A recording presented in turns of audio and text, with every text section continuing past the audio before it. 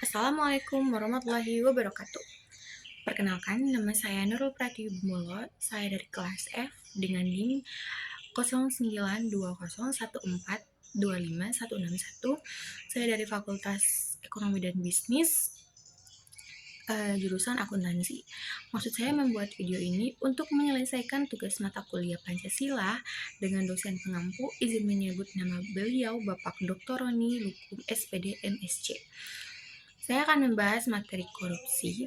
Korupsi merupakan salah satu masalah terbesar yang menghambat kemajuan bangsa. Hampir semua bidang kehidupan dapat terkena dampaknya. Contohnya ekonomi, sosial, pendidikan, politik, hingga moral masyarakat. Korupsi bukan hanya merugikan secara materi, tetapi juga menghancurkan kepercayaan publik kepada pemimpin dan institusi negara. Di Indonesia, korupsi bahkan dianggap sebagai kejahatan luar biasa karena sangat merusak dan sulit diberantas. Dalam materi ini, saya akan membahas utuh apa itu korupsi, bentuk-bentuknya, penyebab, dampak, dan strategi pencegahan, serta peran generasi muda. Selanjutnya kita akan masuk kepada inti materi, yaitu apa sih korupsi? Jadi korupsi itu yaitu penyalahgunaan kekuasaan atau jabatan untuk memperoleh keuntungan pribadi atau kelompok dengan melanggar aturan atau etika yang telah ditetapkan. Beberapa ahli memandang korupsi sebagai tindakan yang sangat melibatkan penyalahgunaan wewenang, ketidakjujuran, tindak curang, dan menempatkan kepentingan pribadi di atas kepentingan publik. Menurut Undang-Undang Nomor 31 Tahun 1999, korupsi mencakup berbagai tindakan seperti memperkaya diri sendiri, merugikan keuangan negara, suap, gratifikasi, pemerasan, dan perbuatan curang lainnya.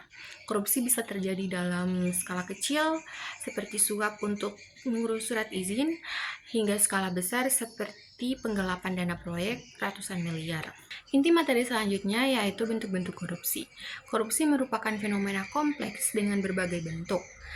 Banyak bentuk korupsi. Yang pertama yaitu suap atau bribery.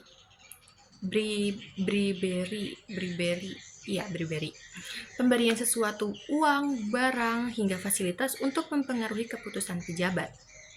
Itu suap bisa terjadi sebelum tindakan melakukan atau setelahnya diberi ucapan terima kasih. Contoh suap sebagai suap pejabat untuk memenangkan tender proyek, suap polisi untuk membebaskan atau menghapus pelanggaran. Selanjutnya yaitu gratifikasi. Gratifikasi sendiri yaitu pemberian hadiah kepada pejabat yang berhubungan dengan jabatannya. Hadiah ini dianggap korupsi jika tidak dilaporkan kepada KPK. Contohnya hadiah barang mewah setelah meloloskan proyek, dan yang kedua yaitu paket liburan untuk pejabat. Selanjutnya yaitu bentuk korupsi penggelapan. Bentuk korupsi penggelapan sendiri yaitu mengambil, mencuri, dan menggunakan dana negara untuk organisasi secara ilegal. Contohnya, bendahara menghilangkan sebagian dana BOS. Bentuk selanjutnya yaitu nepotisme.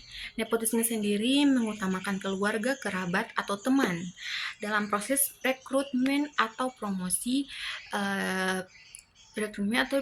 jabatan.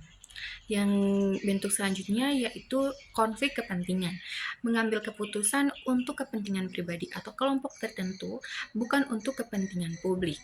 Dan yang selanjutnya, bentuk selanjutnya yaitu markup proyek. Markup proyek sendiri yaitu menggelembungkan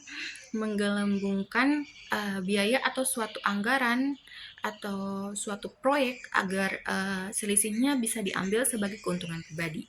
Contohnya yaitu proyek jembatan yang seharusnya 5 miliar menjadi 15 miliar. Bentuk selanjutnya yaitu pemerasan. Pemerasan sendiri yaitu penggunaan kekuasaan untuk memaksa seseorang memberikan sesuatu.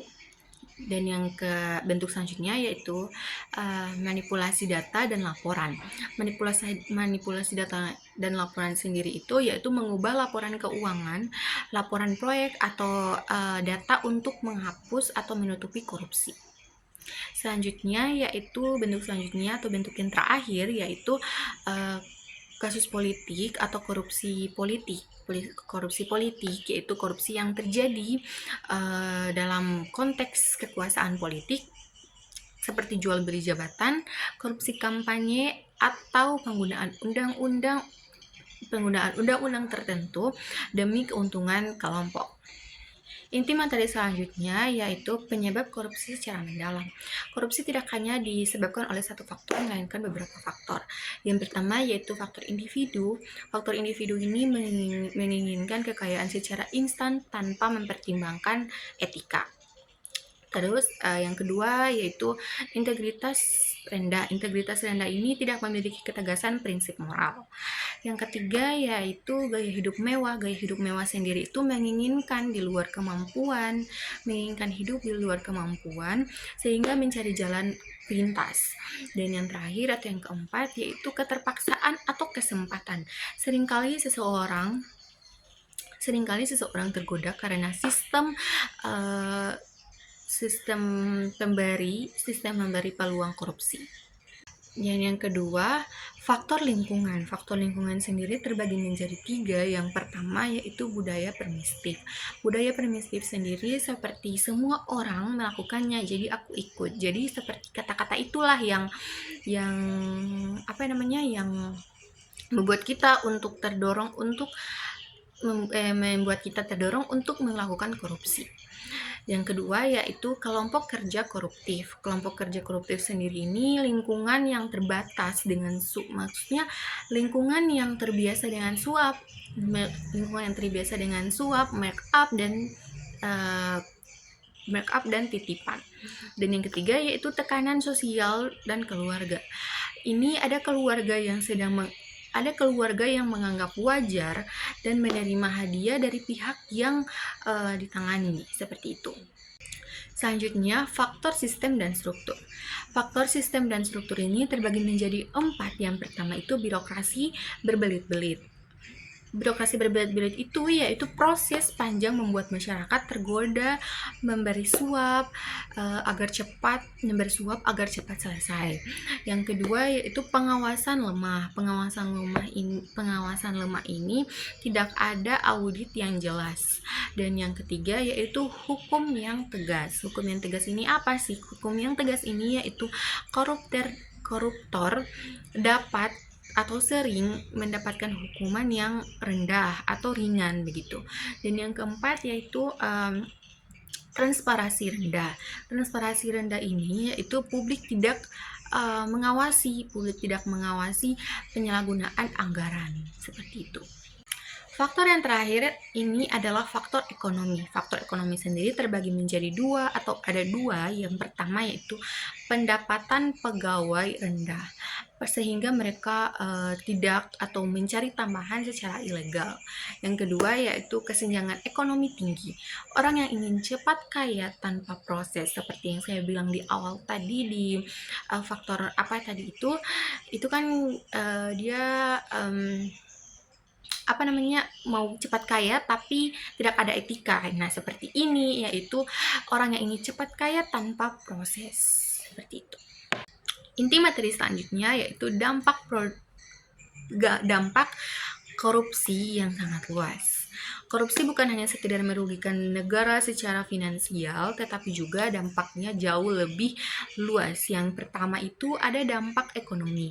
Dampak ekonomi sendiri ini seperti anggaran yang bocor, anggaran pembangunan yang bocor, infrastruktur jelek kualitasnya, mengurangi kepercayaan investor dan meningkatkan biaya ekonomi seperti biaya tambahan untuk suap, serta harga barang publik menjadi mahal. Seperti itu.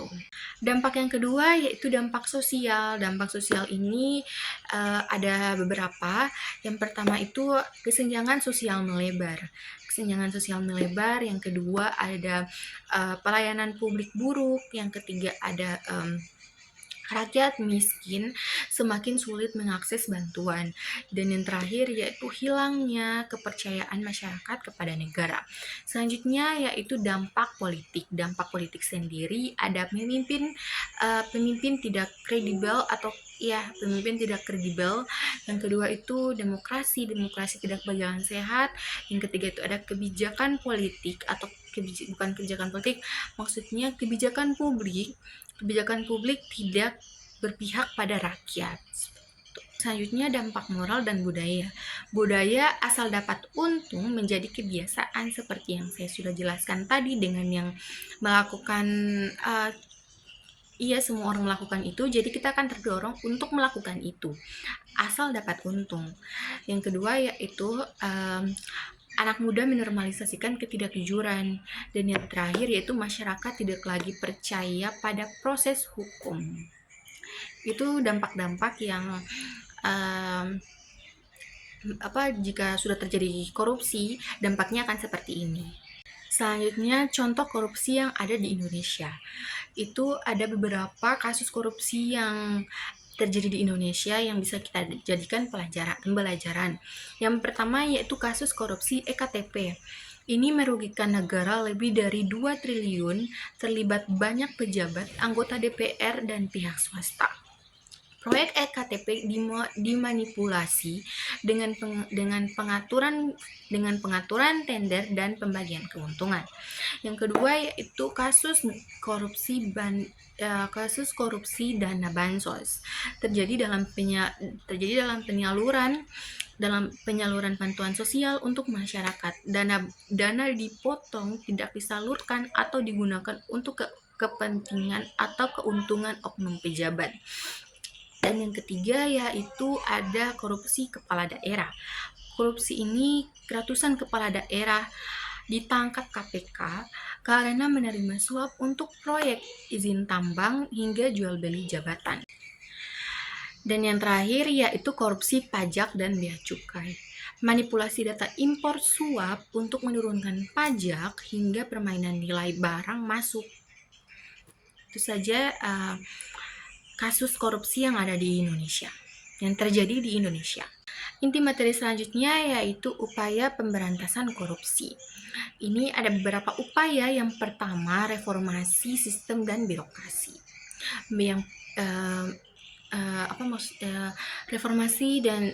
Reformasi sistem dan birokrasi ini yaitu memperbaiki alur perizinan agar tidak menyulitkan masyarakat. Yang kedua, digitalisasi layanan publik untuk mengurangi integrasi langsung yang rawan suap. Dan yang terakhir, pengawasan internal yang ketat. Yang kedua yaitu penguatan hukum. Penguatan hukum ini hukuman berat penguatan hukum ini yaitu hukuman berat untuk pelaku korupsi. Yang kedua, penyitaan aset keuangan koruptor. Dan yang ketiga, menolak pengurangan hukuman. Selanjutnya yaitu peran KPK, kejaksaan, dan kepolisian. Ini ketiga lembaga penegak hukum harus bekerja independen, adil, dan tanpa intervensi kepentingan politik. Yang keempat yaitu upaya membangun integritas. Upaya membangun integritas ini yaitu mendidik masyarakat untuk menolak suap, menanamkan nilai kejujuran sejak kecil, dan memberikan teladan integritas di lingkungan masyarakat atau lingkungan keluarga. Yang kelima atau yang terakhir yaitu upaya transparansi anggaran. Ini membuka data penggunaan anggaran publik untuk mempermudah masyarakat melakukan pengawasan. Seperti itu. Jadi upaya pemberantasan korupsi ini saya lupa lagi ada satu, yaitu peran media dan masyarakat sipil. Ini media berperan mengawasi pemerintah dan membongkar skandal korupsi. Media berperan mengawasi pemerintah dan membongkar skandal korupsi. Organisasi masyarakat sipil dapat menggunakan atau dapat melakukan edukasi dan advokasi anti korupsi. Selanjutnya yaitu peran generasi muda dalam pencegahan korupsi. Generasi muda memiliki posisi strategis karena merupakan calon pemimpin masa depan. Ada beberapa pencegahan generasi muda, peran generasi muda dalam pencegahan ini ada beberapa pencegahan, ada 5. Yang pertama yaitu menjaga integritas mulai dari hal kecil. Contohnya tidak mencontek, tidak menitip absen, tidak memanipulasi data tugas. Ini adalah fondasi perilaku anti korupsi. Yang kedua yaitu berpikir kritis. Berpikir kritis di sini yaitu berani mempertanyakan kebijakan yang tidak transparan. Yang ketiga yaitu aktif dalam komunikasi atau gerakan anti korupsi, seperti mengikuti kegiatan organisasi kampus, komunitas sosial atau forum anti korupsi untuk meningkatkan pemahaman. Yang keempat yaitu memanfaatkan teknologi. Memanfaatkan teknologi di sini seperti menggunakan media sosial untuk menyuarakan isu korupsi, mendukung transparansi, dan melaporkan pelanggaran.